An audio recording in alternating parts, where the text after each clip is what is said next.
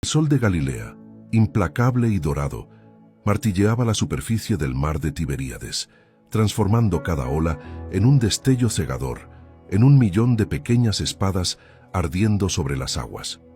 Juan, joven de músculos tensos y corazón volcánico, arrojaba y recogía sus redes con una furia contenida. Junto a su hermano Santiago, compartía no solo la barca y el oficio, sino un temperamento feroz que les había valido el apodo de Boanerges, hijos del trueno. Soñaba con el Mesías prometido, sí, pero lo imaginaba como un relámpago en la noche, un guerrero celestial que desenvainaría una espada de fuego para barrer el yugo romano y restaurar la gloria de Israel. Su fe era una yesca seca, esperando la chispa de la insurrección. Un día la chispa llegó, pero no era como él esperaba. La vio acercarse por la orilla, no al frente de un ejército, sino acompañado de un pequeño grupo. Era Jesús de Nazaret. Su fama de hacedor de prodigios le precedía, y Juan suspicaz lo observaba entrecerrando los ojos contra el resplandor del agua. Entonces, el rabí se detuvo. Su mirada serena y a la vez infinitamente profunda se clavó en él. No era el escrutinio de un juez, sino la comprensión absoluta de un creador por su criatura. Y cuando sus labios se abrieron, las palabras que surgieron no fueron una orden, sino la invitación más desconcertante e irresistible que Juan jamás había escuchado. «Sígueme». Algo se quebró dentro de él. El trueno que rugía en su pecho se aquietó de golpe, suplantado por un latido nuevo, desconocido, poderoso. Sin mediar palabra, sin una mirada de duda hacia su hermano o su padre Zebedeo, cuyas protestas quedaron ahogadas por el estruendo de ese nuevo universo que se abría en su interior, Juan dejó caer las redes. El crujido de la cuerda áspera contra sus palmas fue el sonido de su vida pasada desvaneciéndose. Al seguir a aquel hombre, no estaba abandonando un simple oficio, se estaba despojando de su propia piel, de sus sueños de gloria terrenal, para vestirse de una promesa que aún no comprendía. Los años que siguieron fueron un torbellino de polvo, caminos y asombro. Caminó junto a él por polvorientos senderos. Durmió a la intemperie bajo un manto de estrellas que ahora parecían más cercanas y fue testigo de lo imposible hecho carne. Vio cómo la lepra huía de la piel al contacto de sus manos, cómo el pan se multiplicaba entre sus dedos para saciar a una multitud hambrienta, cómo la tempestad más feroz se aplacaba ante una sola palabra suya. Juan, el impetuoso, comenzó a aprender el lenguaje del silencio admirativo. Fue uno de los 3 elegidos para subir al Tabor y presenciar la transfiguración, para ver el velo de la humanidad rasgarse y dejar entrever, por un instante cegador, la gloria divina. Fue en esos momentos, recostado junto a la fogata, escuchando las parábolas que encerraban los misterios del reino, cuando Juan sintió que algo único florecía entre Jesús y él. No era favoritismo, no era privilegio, era una intimidad profunda, un amor tan puro y total que le hacía sentirse, por primera vez en su vida, completamente conocido y completamente amado. Por eso, en la última cena no fue la vergüenza sino una necesidad visceral de consuelo lo que le impulsó a recostar la cabeza sobre el pecho del Maestro. Allí, escuchando el latido firme y constante del hombre Dios, encontró la paz que su alma tempestuosa siempre había anhelado, pero esa paz estaba a punto de ser hecha añicos. La noche en el huerto de Getsemaní tenía un frío que calaba los huesos. La luna, mezquina, apenas alumbraba los rostros demudados de los discípulos. Y entonces Juan lo vio. A Jesús postrado, sudando gotas como de sangre, su cuerpo sacudido por una angustia tan profunda que era casi tangible. El hijo del trueno se sintió impotente. ¿Cómo consolar al consolador? ¿Cómo fortalecer al que sostenía el universo? De pronto, el chocar de armas y el resplandor siniestro de las antorchas rompieron la quietud. Judas, con un beso, selló la traición, y el viejo trueno, el instinto de lucha de Juan, estalló.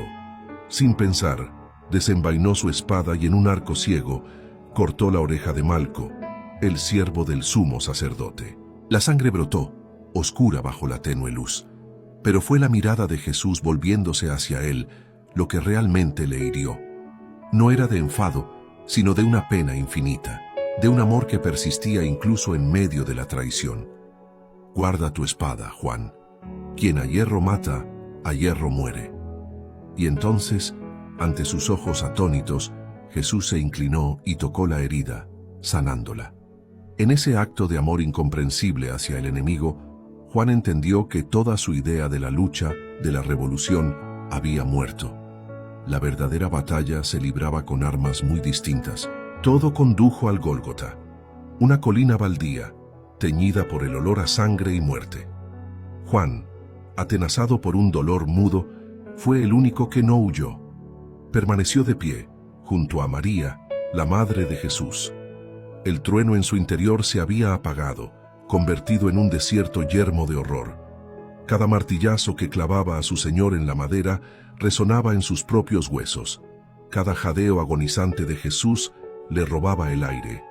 El mundo se ensombreció, y con él, la fe de Juan. ¿Dónde estaba el Dios de los ejércitos? ¿Dónde el Mesías victorioso? Solo quedaba un hombre destrozado, abandonado.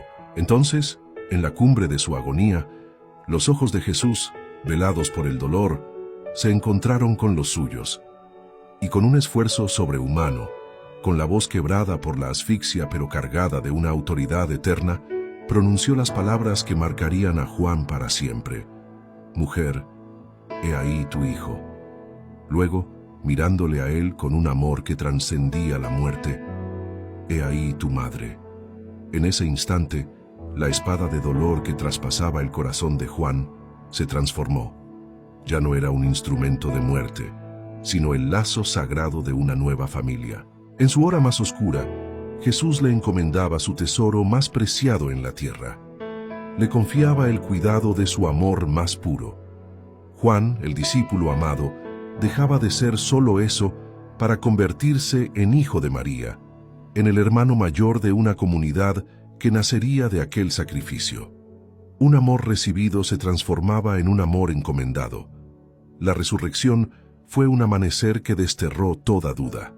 Ver al Maestro, con las heridas gloriosas, comer con ellos, hablarles, fue una alegría que no cabía en el pecho.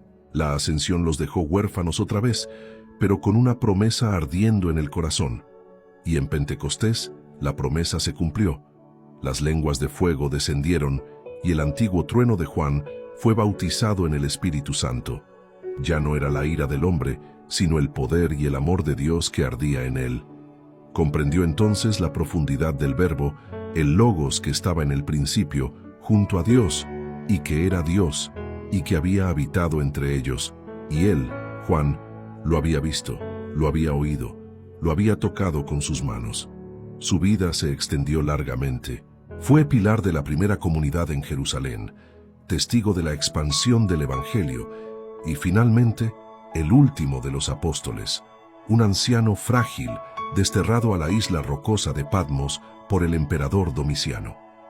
Allí, en la soledad, su cuerpo estaba cansado, pero su espíritu ardía con una intensidad inextinguible. Las visiones que recibió y que plasmó en el Apocalipsis eran aterradoras y gloriosas, llenas de bestias, cataclismos y la lucha final entre la luz y las tinieblas. Pero su mensaje central, el que repetía una y otra vez a las congregaciones a las que escribía desde su exilio, era de una simplicidad y una profundidad abismales. Ya no era el joven impaciente que esgrimía una espada. Era el anciano apóstol cuyo único arma era el recuerdo vivo de un amor que había visto morir y resucitar. Cuando tomaba la pluma, su mano podía temblar, pero las palabras fluían con la fuerza serena de una vida entera de memoria y amor. Hijitos míos, les decía, y el término no era condescendiente, sino la expresión de un corazón que se había expandido para acoger a todos como su familia. No amemos de palabra ni de lengua, sino de hecho y en verdad. Y una y otra vez, como un estribillo eterno, insistía: este es el mandamiento que habéis oído desde el principio, que os améis los unos a los otros. Porque Juan, el hijo del trueno, había aprendido la lección más grande. Había intercambiado la espada que corta carne por el amor que sana almas. La verdadera revolución no se gana con violencia, sino con el sacrificio propio. Y en el silencio de su cueva en Patmos, con el rugir del mar Egeo como fondo, el anciano apóstol cerraba los ojos y aún podía escucharlo, el latido constante y tranquilizador del corazón de Dios contra su mejilla. Era el eco eterno del discípulo que fue amado y que, al fin, había aprendido a amar.